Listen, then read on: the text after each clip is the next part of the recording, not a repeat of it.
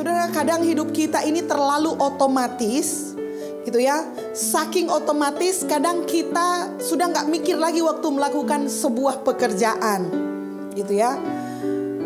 Kalau bapak-bapak yang sering menyetir mobil gitu ya, kadang saudara-saudara dari rumah ke tempat kerja sudah gak mikir karena setiap hari lewat jalan itu. Jadi otomatis saudara tidak tiba-tiba sadar, sudah sampai di rumah, sudah sampai di kantor. Saudara bahkan gak ingat apa yang terjadi selama di perjalanan. Saudara seperti sudah tahu itu yang akan terjadi. Begitu juga ibu-ibu ketika memasak, saking seringnya memasak, saudara bahkan sudah gak mikir. Saudara sudah tahu garamnya sekian, ininya sekian, dan begitu saudara sadar, makanannya sudah jadi. Kenapa? Karena saudara mengerjakannya setiap hari, karena saudara melakukannya dengan rutin setiap hari. Begitu juga saudara dengan hubungan kita suami istri, kita ketemu setiap hari. Yang tadinya awalnya mungkin saudara membara dengan cinta dan lain sebagainya, tapi kemudian setiap hari saudara ketemu, saudara berbicara, lalu saudara merasa itu sebuah rutinitas otomatis gitu ya. Saudara pulang ada istri dan lain-lain sebagainya terjadi gitu ya. Saking seringnya kita melakukan pekerjaan rutin kita, kadang kita sudah tidak berpikir lagi sebenarnya apa yang penting dari kehidupan ini. Tanpa sadar kita mengabaikan esensi dari kehidupan karena kita menjalani kehidupan ini seperti itu setiap hari. Hidup kita berjalan terus. Setiap tahun kita merayakan Natal, setiap tahun kita lihat ada pohon, setiap tahun ada warna-warna yang berbeda penuh dengan hiasan, ada kue Natal, ada makanan dan lain sebagainya. Setiap tahun pertanyaan saya, apakah saudara merayakan Natal otomatis saja karena memang setiap tahun hari Natal, lalu saudara melakukannya demikian dan saudara tanpa berpikir lagi apa sesungguhnya esensi makna penting dari Natal itu sendiri yang harus kita ingat setiap kali kita merayakannya. Saudara, cara yang terbaik untuk merayakan Natal adalah mengingat sebenarnya arti Natal itu sendiri. Apa sih Natal itu? Sehingga kita perlu menginvestasikan seluruh penghasilan kita dari Januari supaya kita bisa merayakan hari Natal di bulan Desember. Kita bisa persiapkan anak-anak kita bisa dekorasi ulang rumah tangga kita. Apakah itu yang Tuhan mau, atau adakah hal lain yang mempengaruhi kita sehingga kita melakukan hal tersebut? Jauh sebelum perjanjian baru ada, saudara, Allah memperkenalkan dirinya sebagai pencipta, creator, menciptakan alam semesta. Saudara bisa baca itu dalam kitab Kejadian. Lalu kemudian dalam sejarahnya di perjanjian lama, Tuhan juga memperkenalkan dirinya dengan berbagai macam sebutan. Saudara sebutkan, saudara pasti kenal salah satunya gitu ya. Saudara pernah mendengar kata Adonai. Adonai artinya Tuanku, Allah yang perkasa. Atau saudara pernah dengar sebutan kata El, E dan L gitu ya. Kalau saudara lihat semua kata L itu artinya Allah yang kuat. Lalu kemudian ada Elohim, Tuhan yang maha kuasa. El Elyon, Allah yang maha tinggi. El Olam, Allah yang kekal. Itu agak jarang-jarang. El Roy mungkin sudah sering dengar. El Roy artinya Allah yang melihat hidup kita. Mata Tuhan melihat hidup kita, apa yang kita lakukan, apa yang kita buat. Kita juga sering ada lagunya sudah El Shaddai, Allah yang maha perkasa. Dan nama-nama itu kita ingat. Wow, ternyata Tuhan kita adalah Tuhan yang luar biasa. Siapa yang percaya bahwa Tuhan kita adalah Tuhan yang dahsyat dan ajaib? Boleh lambaikan tangan. Terakhir saudara-saudara, masuk dalam perjanjian baru, semua nama-nama yang saya sebutkan tadi, tiba-tiba saudara-saudara muncul sebuah nama yang gak ada di perjanjian lama. Muncul sebuah nama yang diberitakan langsung dari malaikat kepada Maria. Matius 1 ayat 16. Matius 1 ayat 16 berkata demikian. Yakub memperanakan Yusuf suami Maria yang melahirkan Yesus yang disebut Kristus. Ulangi saudara-saudara. Yakub memperanakan Yusuf suami Maria yang melahirkan Yesus yang disebut Kristus. Berapa banyak yang sering mendengar kata Yesus Kristus? Angkat tangan bilang saya. Berapa banyak yang percaya kepada kuasa Yesus Kristus? Angkat tangan bilang saya. Kita tahu Tuhan kita, siapa nama Tuhan kita, akan bilang Yesus Kristus. Yesus Kristus adalah Tuhan kita. Yesus Kristus adalah Raja kita. Saya mau tanya, apakah saudara tahu mengapa Yesus ditambahkan gelar Kristus, yang berarti diurapi? Kristus artinya diurapi. Kalau bahasa Ibraninya Mesias, yang diurapi. Tuhan kita adalah Yesus yang diurapi. Dia disebut diurapi. Siapa yang sebut? Alkitab yang sebut bahwa Yesus yang dilahirkan oleh Maria harus disebut Kristus. Di Spanyol, saudara-saudara, di negara-negara Hispanik sana, saudara, ada banyak nama Yesus, betul nggak? Portugis. Tapi hanya satu yang boleh dibilang Yesus Kristus. Dia yang dilahirkan oleh Maria di Bethlehem.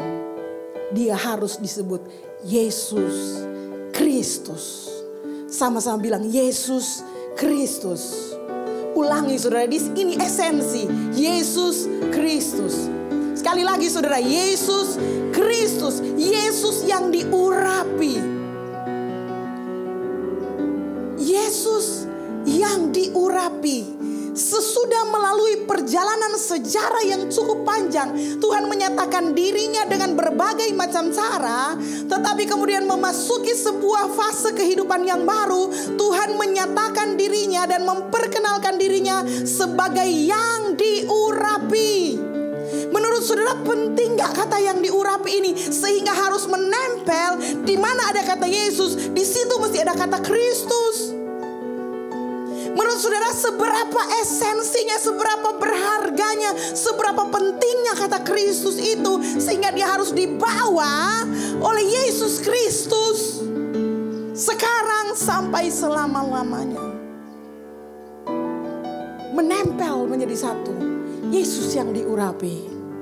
Saya kira Tuhan punya pesan kepada kita, buat kita sebagai orang Kristen sadar dan lihat bahwa Tuhan yang kita sembah, Yesus yang kita puja-puja, Yesus yang kita hormati, Yesus yang olehnya kita diselamatkan, Yesus yang kita sanggup memberikan segalanya hidup kita untuk Dia, adalah seorang yang diurapi oleh Tuhan. Mengapa diurapi ini menjadi penting bagi kita hari ini, saudara-saudara? Dan mulai hari Natal ini saya rindu supaya jemaat Tuhan MCM akan mengingat setiap kali kalian merayakan Natal, kalian sebenarnya sedang merayakan pengurapan dari Tuhan. Katakan amin. Ketika Tuhan disebut sebagai yang diurapi datang menjadi manusia, maka sebenarnya Tuhan sedang membuka aksesnya supaya kita manusia roh kita bisa menyatu dengan roh Allah. Itulah pentingnya kita merayakan Natal. Saudara harus ingat bahwa roh saudara punya akses kepada roh Allah karena ada urapan. Urapanlah yang memungkinkan seseorang bisa mengetahui hati Tuhan, bisa mengalami kuasa Tuhan, bisa berjalan dengan keyakinan bahwa Tuhan akan menolong dia. Kita gak bisa apa-apa saudara tanpa pimpinan Tuhan. Amin. Dan kita sebagai orang karismatik atau yang mengaku karismatik, saudara mesti ingat bahwa kekuatan hidup kita adalah pengurapan. Amin. Hikmat itu penting, keahlian itu penting, skill itu penting, pendidikan itu penting. Ada banyak yang penting dalam hidup kita. Tetapi yang terpenting adalah pengurapan. Sama-sama bilang pengurapan. Dan Tuhan datang jadi manusia, disebut sebagai yang diurapi. Bukan hanya dia yang diurapi, tapi dia mau kita juga yang percaya kepadanya diurapi oleh Tuhan. Katakan amin. Saya mau baca ayat kepada saudara-saudara. Yesaya, apa yang terjadi dengan orang-orang yang diurapi oleh Tuhan? Roh Tuhan ada padaku, oleh karena Tuhan telah mengurapi aku. Jadi yang akan mengurapi saudara adalah Tuhan. Amin. Siapa yang percaya bahwa saudara diurapi oleh Tuhan? harus percaya gitu ya. Roh Tuhan ada padaku oleh karena Tuhan telah mengurapi aku. Mengapa Tuhan mengurapi kita? Karena Ia telah mengutus aku untuk menyampaikan kabar baik kepada orang-orang sengsara dan merawat orang-orang yang remuk hati, untuk memberitakan pembebasan kepada orang-orang tawanan dan kepada orang-orang yang terkurung kelepasan dari penjara, untuk memberitakan tahun rahmat Tuhan dan hari pembalasan Allah kita. Sudah perhatikan, untuk menghibur semua orang yang berkabung, untuk mengaruniakan kepada mereka perhiasan kepala ganti abu. Kalau saudara mengalami abu di kepala, akan diganti dengan perhiasan kalau sudah diurapi oleh Tuhan. Minyak untuk pesta ganti kain kabung, nyanyian puji-pujian ganti semangat yang pudar, supaya orang menyebutkan mereka pohon tarbantin kebenaran, tanaman Tuhan untuk memperlihatkan keagungannya. Lihat ya, saudara dengar, orang-orang yang diurapi, mereka akan membangun reruntuhan yang sudah berabad-abad. Katakan amin. Akan mendirikan kembali tempat-tempat yang sejak dahulu menjadi sunyi. Mereka akan membaharui kota-kota yang runtuh, tempat-tempat yang telah turun-temurun menjadi sunyi. Orang-orang yang diurapi, orang-orang luar akan melayani kamu sebagai gembala kambing dombamu, dan orang-orang asing akan bekerja bagimu sebagai petani dan tukang kebun anggurmu. Yang percaya bilang amin. Tetapi kamu akan disebut imam Tuhan dan akan dinamai pelayan Allah kita. Kita diurapi Tuhan supaya kita bisa melayani Tuhan.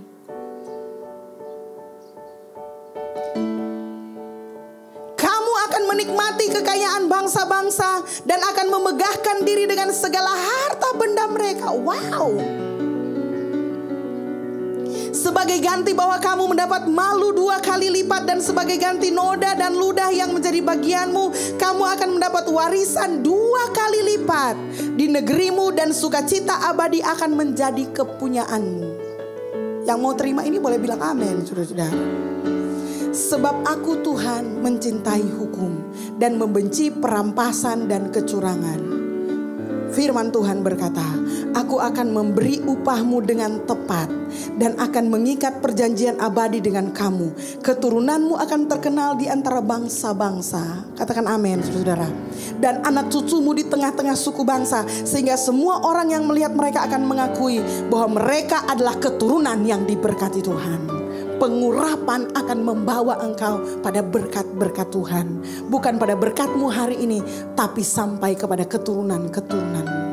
Ketika engkau menyebut nama Yesus Kristus, engkau harus ingat, engkau adalah bagian dari yang diurapi. Yang percaya bilang amin, saudara. 1 Yohanes 2 ayat 20 berkata, tetapi kamu telah beroleh pengurapan dari yang kudus. Katakan amin. Saya undang kita semua berdiri bersama-sama.